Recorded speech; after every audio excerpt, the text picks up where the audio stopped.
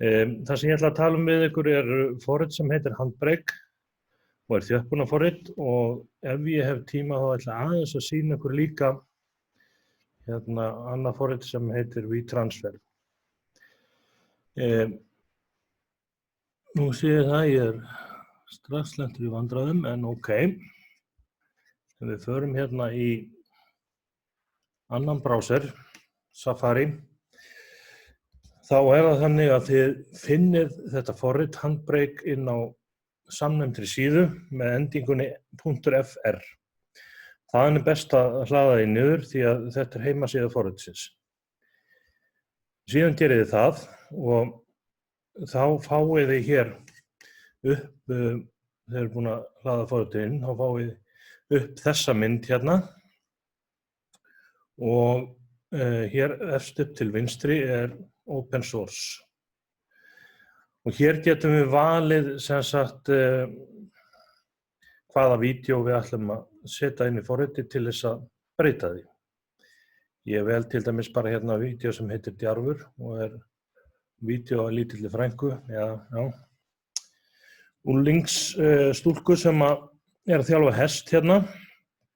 Og þetta svona raunverulegt viðfangsefni. Handbrake var upphaflega hannað til þess að rippa DVD-diskum og í raun og veru þá að yfirleitt að stela höfundaréttarvörðu efni. En það hefur þróast mjög mikið síðan það kom fyrst á markaðinn, leit fyrst dagsins ljós 2003.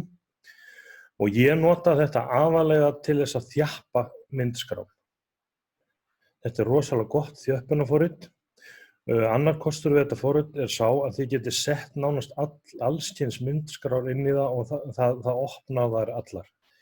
Ef þið eru til dæmis í vandræðum með eitthvað efni sem tekið upp á síma eða iPad eða eitthvað slíkt og hljómar eitthvað, eða lítur eitthvað asnalega út eða opnast ekki í öðrum spilurum, þá getið þið farið með það inn í Handbrake og breytt því. Aðaltakkarnir eru summary hérna, eða yfirlit og vídeó. Hér í summary sjáum við bara svona yfirlit. Við getum valið hérna hvað við ætlum að hafa þetta í raun og veru svona, hvað við ætlum að hafa þetta vanda, hvað við ætlum að láta forritið vanda sem ekki við að þjappa þessu.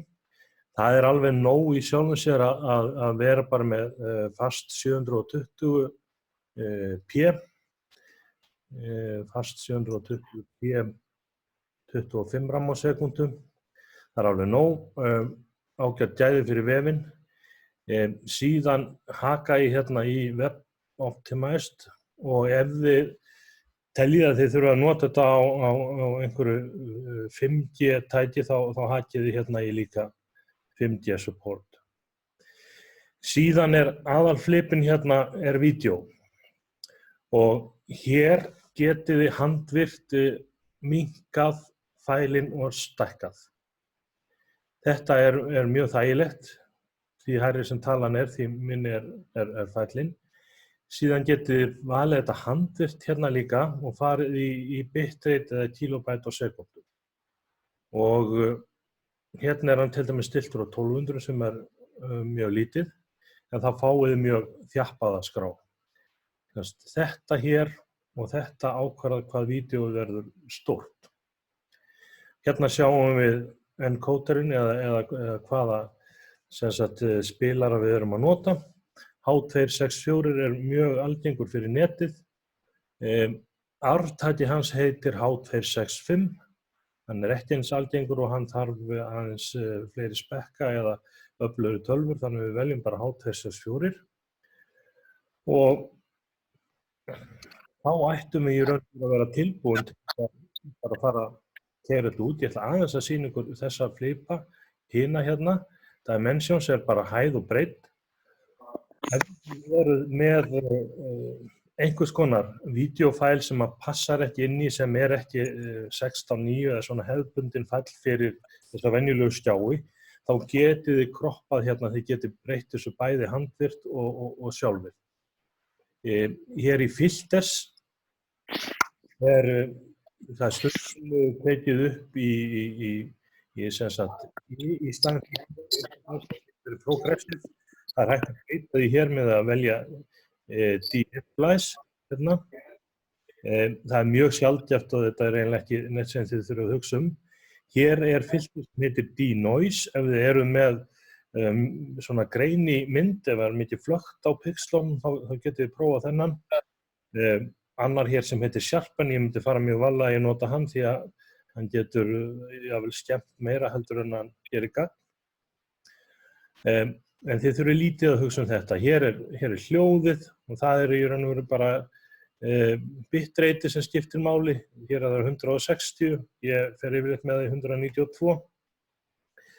Hérna er sniðugur fítus sem er samt dálítið flókinn. Þetta er texti, þið getið sett textaskrár hérna inn og þið getið haft það þannig að þið getið valið nokkrar textaskrár ef þið viljið texta á ensku, þýsku, dansku til dæmis. En þá þurfið þið að velja sem sagt textaskrár sem eru skrifaðar inn í forriti sem er ætluð til þess að búa til textaðu vídeó. Hér er síðan kaflaskipting og þið getið í raun og veru kaflaskipt vídeónum ef þið eru að taka upp til dæmis ráðstefnu eða eitthvað þar sem fleiri en einn talar, þá getið þið sett kaflaskiptingu inn í þannig að þegar þið gerið þetta út, þá kemur þetta út í köflum og þið getið hoppað á milli kafla. Nú síðan sjáu þið hér að þetta er sem sagt, þetta er source video. Þið sjáu hvernig það er sem sagt upphaflega. Þið sjáu hérna hvað fælinn heitir þegar þið sem sagt vistið hann. Og svo sjáu þið hérna neðst til hægri hvar þið ætlið að hafa hann. Og þið getið breytt því, þið getið brásað það og valið einhverja aðra og breytta staðsetningu fyrir hann. En svona virkar þetta og síðan þegar þið eru búin að velja réttar stillingar, útið bara á start og hann byrjar. Hérna þannig að þessi fæll væri nú þegar til staðar á staðnum sem ég ætla að flytja hann út. En þið sem sagt ítið bara á start encoding og þá fer þetta í gang. Ég nota þetta rosalega mikið til þess að þjappa skrám og senda á milli, líka ef ég komin með of þunga skrár til þess að setja inn á Facebook eða eitthvað slíkt. Meira segja þjappa því svo að ég setja inn á Vimeo eða YouTube til að taki notari tíma og ég fái betri gæði. Útýrari í sem við höfum verið að nota eins og fyrir skólahópa í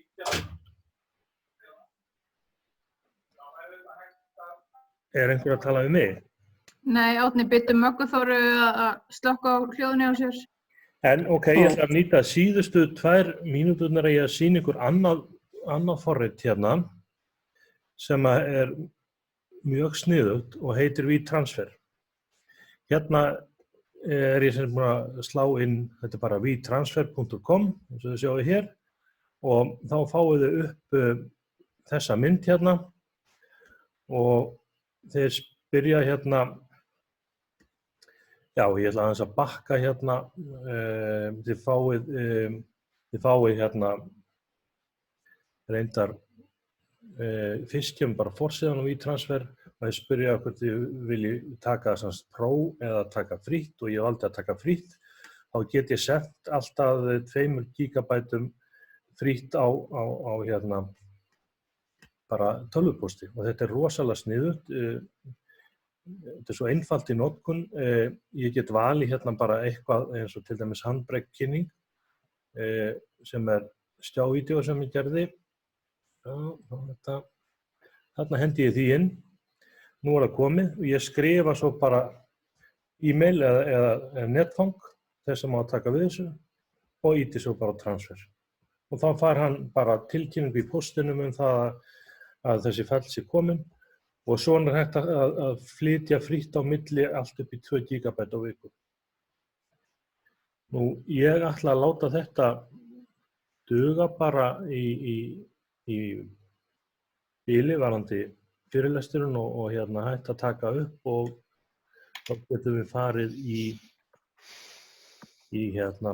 spjall.